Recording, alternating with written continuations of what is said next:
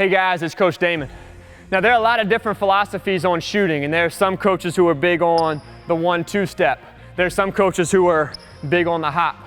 As you break down a lot of film, you see that there are a time and place for both. And even shooters at the highest level at times are using the 1-2, and at times are coming to that hop before they get into their shot.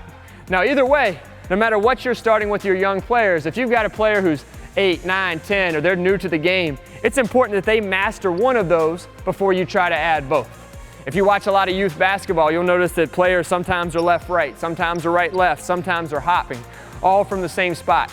It's crucial that we do one thing well before we even start to think about going to 2 and 3. So with our drill series today, we're going to bring you 5 steps to master that 1-2 step if you're struggling with it. So step number 1 is we're going to take the basket out of the equation altogether. A lot of times with younger players, the basket can be the biggest distraction because all we worry about is making the shot, and our footwork can be terrible, but if the shot goes in, we think it was a good rep. So very simply to start, as a coach, I'm going to start with the ball here, and our player is going to start perfectly square, and he is just going to step in left-right, getting into his shot pocket. So as I hold it, he's going to take it out of my hands and just get into a shot pocket or your standard triple threat. So I'm here, and he's just step, left-right. He'll give me the ball, and he'll step right back. Step, left-right. Notice his hips are dropped. Step, left-right. Step, left-right. So in taking that basket out of the equation, we can do this 30, 40, 50 times very, very quickly to build that muscle memory with the left-right. So he's left-right, it's always into that shooter's pocket, and without the basket being in the equation, he has to focus on stepping left-right with perfect footwork. Step 2 of our progression, once we've gotten that down and we're consistently stepping with that left-right, is we're going to use this cone for accountability, and he's going to have his left foot at the cone.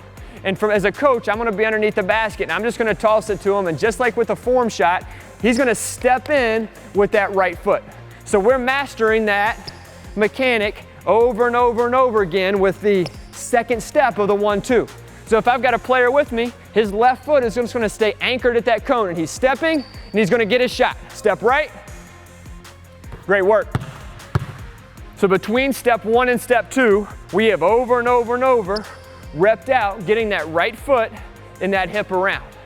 Now that we've gotten a little bit more comfortable, and if it's a younger player, you might not even get to step 3, 4, and 5 in your first workout. It may be all about being right around the rim.